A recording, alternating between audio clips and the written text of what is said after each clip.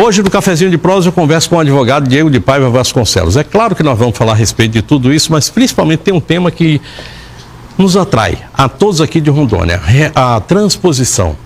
E eu vou aproveitar, vamos falar também de reforma eleitoral, desse momento que vive Congresso e Executivo, que é um momento estranho. Você é muito mais novo do que eu, quer dizer, não viu nada de tão estranho quanto isso aí agora, porque eu também não vi nada assim até hoje. O pior momento do Congresso foi quando a ditadura fechou o Congresso. Mas eu acho que não é por aí, não. Eu acho que esse momento também é um momento extremamente complicado. Roda a vinheta, o doutor Diego já está aqui comigo e a gente o recebe aqui com um belo rock que ele já escolheu. Vamos lá. Cafezinho de Prosa.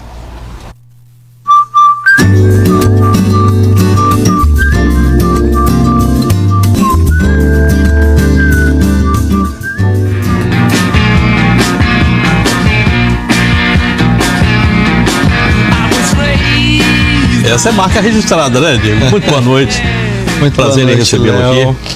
Boa noite aos seus telespectadores.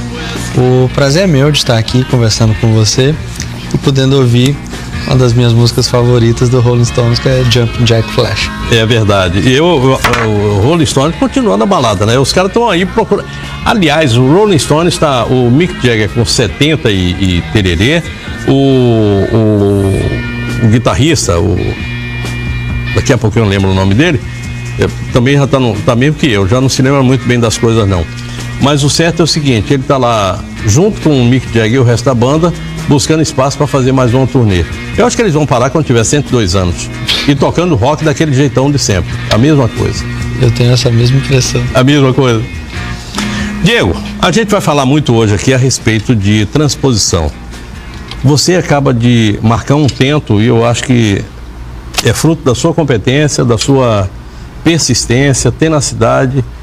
Eu acompanho o seu trabalho de advogado há tanto tempo, a sua postura com relação a encarar esses desafios, isso não foram poucos que você já venceu, mas esse é um tento que realmente o coloca no rol daquelas pessoas que vão ser lembradas. Se der tudo certo, vai ser lembrado aqui pro resto da vida. Vamos criar aqui o São Diego Vasconcelos de Porto Velho. Bem, Léo, trabalhar com essa questão da transposição, primeiro, isso foi algo com o qual me envolvi em 2004, ainda, 2005, 2004, 2005, ainda na fase do processo legislativo, e tenho acompanhado desde então todos os sindicatos, todos os grandes movimentos nesse assunto. E lá atrás já tinha empenhado a minha palavra com todos os sindicatos e com os servidores, com os substituídos desses sindicatos, com relação ao marco temporal da transposição. Pelo texto, pela leitura que eu fazia daquele texto, eu sempre lutei e briguei dizendo, olha, o marco temporal é 31 de dezembro de 1991. E muita gente desacreditou, fez piada, né? Então era uma coisa difícil. Não, eu me lembro que o pessoal dizia assim, tá querendo demais, né, doutor? Achava que era uma pretensão, enfim. Mas eu gosto muito de desafios, e principalmente de desafios muito justos. Porque o que estava em jogo ali não era uma tese jurídica. O que estava em jogo era a vida de pessoas que dedicaram suas juventudes para colonizar a fronteira oeste. Né? Pessoas eram laçadas no resto do país na década de 70 e 80 e trazidas para Rondônia com bons salários. Mas por quê? Porque tinha-se uma visão de que era necessário. A única forma de se defender as fronteiras não eram manobras bélicas, mas sim ocupando as fronteiras, criando cidades, né? Trazendo cidades e trazendo desenvolvimento para a fronteira oeste. Era a solução. Então essas pessoas foram laçadas e trazidas para Rondônia, deram sua juventude.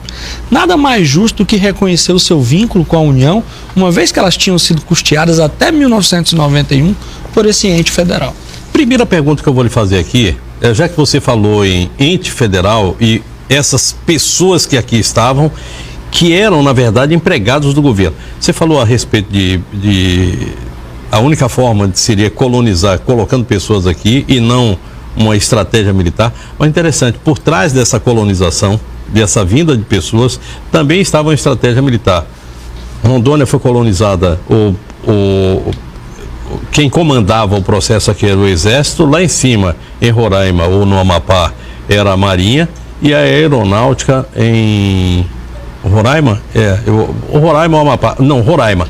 Amapá seria então a Marinha. Veja que coisa, que era uma estratégia mesmo, uma estratégia militar. Uma estratégia militar. E aí, nessa hora, todo mundo que estava aqui era de alguma forma, tendo vínculo de trabalho com o governo, era empregado do governo, independente de ser empregado de empresa pública, empregado de prefeitura, empregado do governo, empregado de órgãos públicos, todo mundo trabalhava para o governo federal. Ou estou errado? É isso mesmo? Não, é verdade, é isso mesmo. E como é que funcionava? Até a criação do Estado, todas essas pessoas eram empregadas da União. Inclusive as prefeituras. Inclusive dos municípios. Inclusive dos municípios. Aliás, tem prefeitura, eu acho que nem existia, né? Porque só existia aqui uma ou duas, né? Eu acho que era. Eram 3 municípios. 3 municípios. Né? Já no auge, no começo eram 2, depois 3. É isso aí. E o resto era todo mundo espalhado aí, de qualquer forma. Exatamente. E mesmo com a criação do Estado, entre 1981, entre 22 de dezembro de 1981 e 31 de dezembro de 1991, a folha de pagamento dos servidores do Estado de Rondônia era encaminhada para Brasília e o valor correspondente a esse pagamento era depositado na conta do Estado para que procedesse a remuneração de seus servidores. Então esses servidores foram sim custeados pela União até 1991. Eu me recordo, criança ainda, e tive a chance um dia desse de encontrar com o governador Oswaldo Piana, dizer para ele que lembrava da cena, ele disse, foi exatamente isso. Quando estava chegando o fim desse custeio, que era legalmente estabelecido pelo artigo 36 da Lei Complementar 41, quando estava chegando o fim desse custeio, ele chegou aí a Brasília e conseguia ainda uma prorrogação de mais 4 meses. Então, ainda em 1992, por mais 4 meses, houve o custeio do Estado de Rondônia pela União, porque nós não tínhamos uma arrecadação capaz de fazer frente às despesas de custeio do nosso Estado. Bom, doutor, a gente volta para essa pergunta que eu estava aqui, você foi encerrando e eu tive que dar um corte aqui assim, mas vamos lá. Significa o seguinte, que quem é hoje do município e que trabalhou naquela época, que foi contratado naquela época, tem direito a ser transposto, né?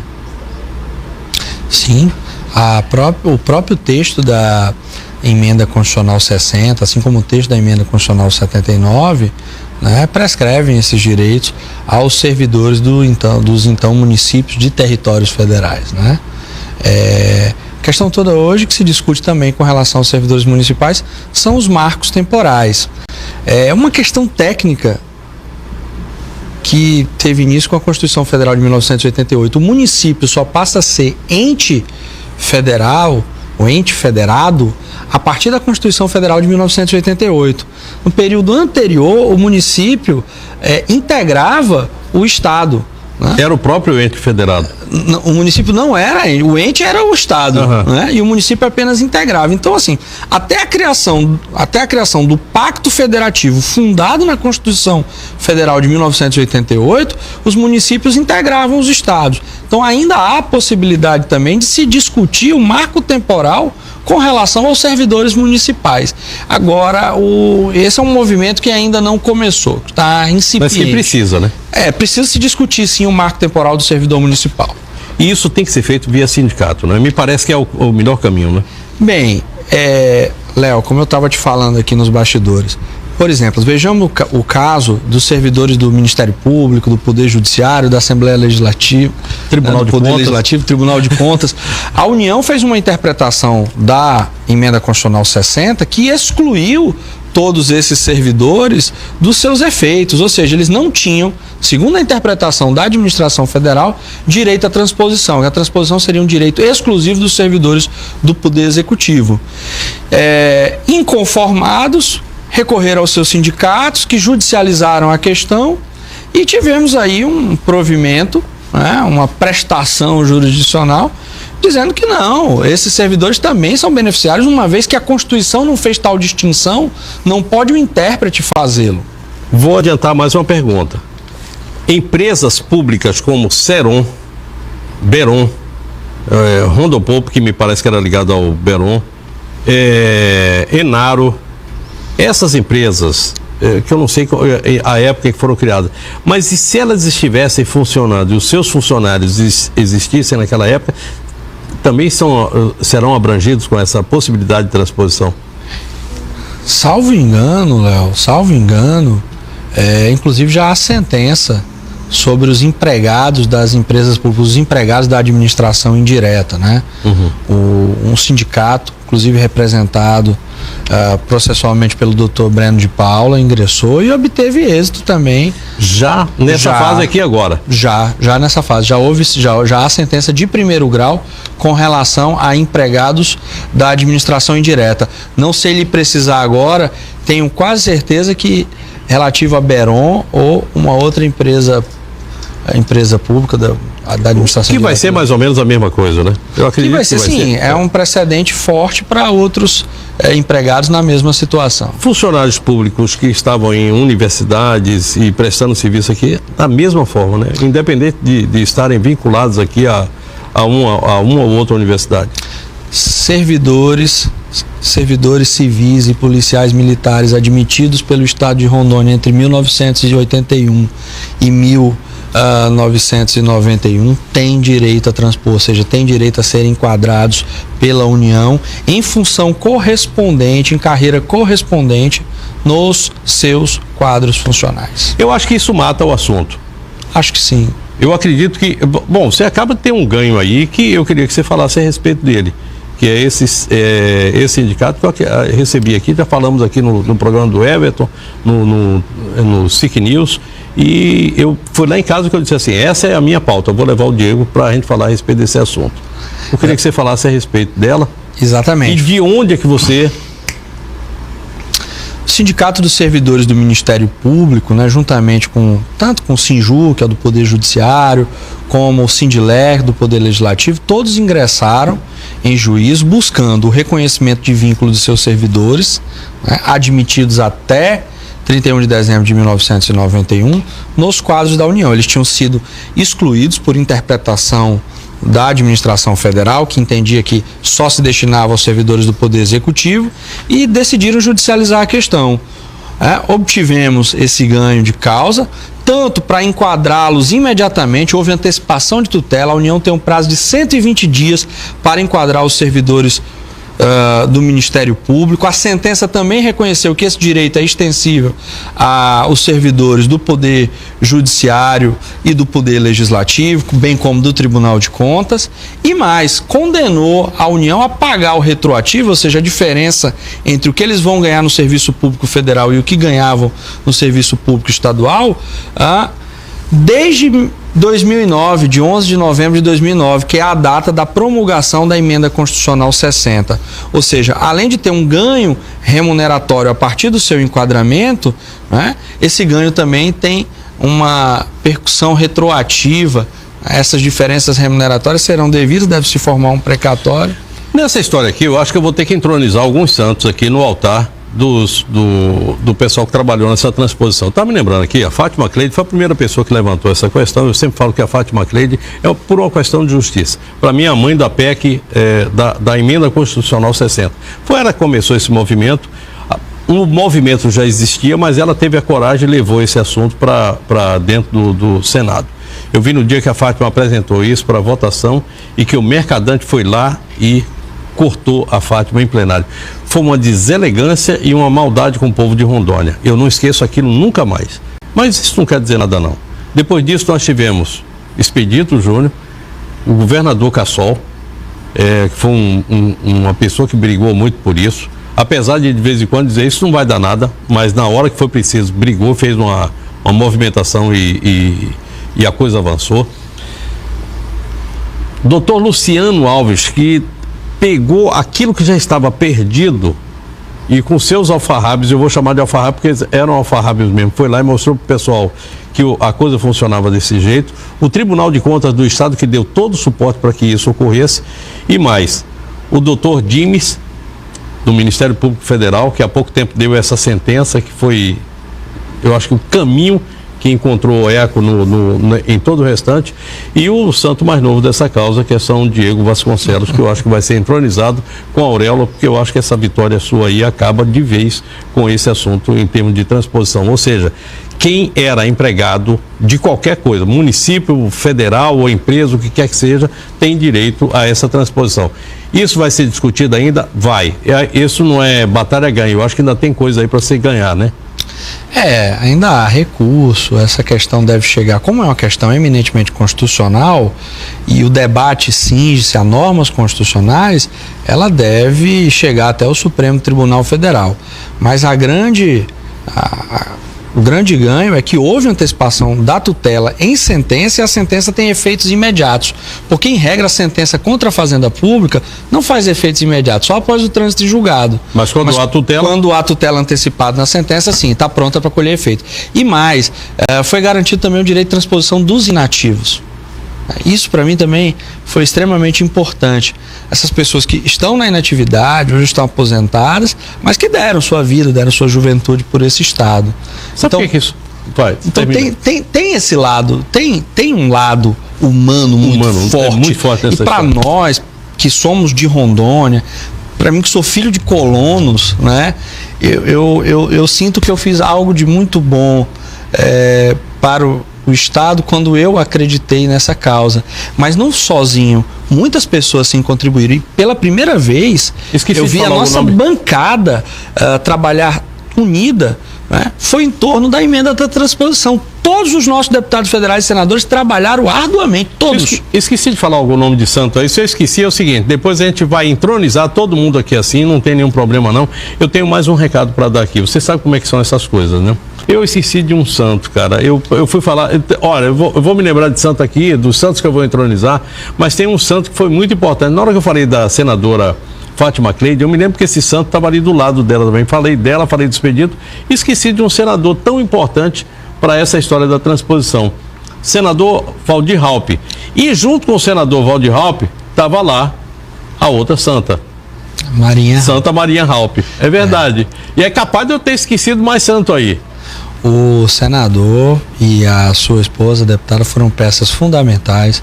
O senador Valdir Raupp, é o que eu sempre disse, ele acreditou mesmo nesse projeto e tem lutado muito por isso em Brasília. É porque há uma grande resistência do governo federal em se fazer a transposição. Nós estamos em época de cortes de despesa, corte de custeio, e isso significa levar uma nova despesa para a União. É tudo que o pessoal não quer. Eles não querem. Obviamente, então a resistência é muito grande, mas tem sido guerreiros e tem atendido sindicalistas. Eu estou dizendo o que eu ouço dos sindicalistas. Atendem, levam para as reuniões do Ministério, lutam e fazem o que podem. Infelizmente, isso fugiu já da raia do administrativo e do político, né? E tivemos que recorrer ao Poder Judiciário. Eu acho que o assunto está resolvido. Isso aumenta aí a possibilidade de transposição de 7, 8, 9, 10 mil para quase 20 mil, né? Eu acho que é verdade. É muito grande, né? É verdade. De 7 mil nós devemos ir para 20 mil pessoas. Só para matar esse assunto aqui, a gente nunca mais falar a respeito dele. Gente, qualquer coisa vocês procurem o Dr. Diego Vasconcelos. É só ligar lá no telefone. Não, pode. Não pode não, né? Pode procurar qualquer advogado, procurar o seu qualquer sindicato, qualquer sindicato, qualquer advogado hoje é apto a resolver isso. O senhor está falando isso aí assim? Eu sei que advogado não pode fazer citação do seu trabalho. Advogados não tem merchan. OAB, né? É proibição da OAB. Proibição. Falar nisso, a OAB vai esse ano tem eleição de novo, né? O senhor é candidato ou não? Nunca pensei nisso. Eu integro o mesmo grupo político em termos de ordem desde que eu sou advogado, desde que eu estou em Rondônia, que era o mesmo grupo de onde saiu o doutor Irã Marques, doutor Raul Fonseca, doutor Elton Assis, doutor Andrei Cavalcante, e eu tomo o mesmo sorvete há 35 anos, né? Então eu não costumo mudar os meus hábitos, não. Eu estou do mesmo lado, devo apoiar o presidente Andrei, que deve ir para a reeleição, né? Possivelmente. Nós estamos pedindo que ele vá, que ele seja candidato. Eu não acredito que ele vá deixar de dar continuidade a esse projeto e todos os ganhos que a OAB teve nos últimos anos. A OAB cresceu como instituição, né? Cresceu tanto em números, cresceu em qualidade, cresceu em representatividade, cresceu em legitimidade e cresceu em respeitabilidade. Então são muitos ganhos que nós tivemos na gestão do Dr. Andrei Cavalcante. Eu gostaria muito de, lá na segunda quinzena de novembro, estar depositando na urna o meu voto em favor dele. Vai depender mais dele do que de mim. Doutor João Clóvis vai participar dessa eleição para ser candidato à OAB Jovem. Meu querido amigo, um grande abraço para você. A gente vai para um breve intervalo com imagens do Forte Príncipe da Beira e a gente volta já já. Soca aí o Rock Intervalo número 2. O tempo corre contra mim, sempre foi assim e sempre vai ser. Vivendo apenas pra vencer a falta que me faz você. De olhos fechados eu tento esconder agora. Tempo Real. Oferecimento Romanel. Você é a joia. Romanel, o seu complemento. Oswaldo de Matos é empresário e radialista e sempre pergunta: Vilhena tem vento forte e fartura. Quer coisa mais refrescante? Deputados estaduais, unidos com o povo. E é por isso que eu curto Rondônia, tchê!